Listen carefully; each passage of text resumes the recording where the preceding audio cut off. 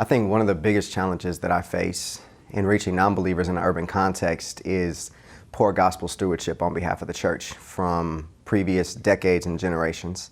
It's a stumbling block in a few different ways. First and foremost, specifically speaking about ethnic minority millennials, the ones that I've engaged in different cities, different urban contexts, there's a similar rhythm of a rejection of the church, the Word of God, and Jesus, primarily because they view the church as an absentee parent.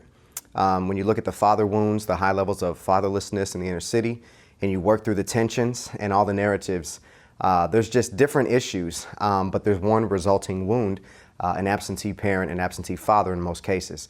And so when I engage and I'm speaking dialogically with the non-believing community, ongoing conversations, asking questions to try to pinpoint the worldview that they embrace, what I am seeing consistently all across the board, from New York to Miami, Los Angeles, Kansas City, everywhere in between, is that the church only wants to engage with them when the church wants to build its reputation in the community, or when there's a video that's gone viral.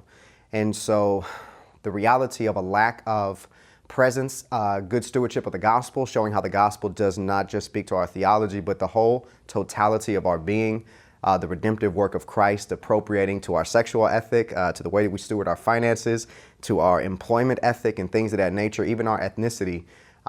Because there's been an absence of the conversation from a conservative standpoint in the community, that seems to be the greatest hurdle that I'm encountering, is that people are like, where have you been?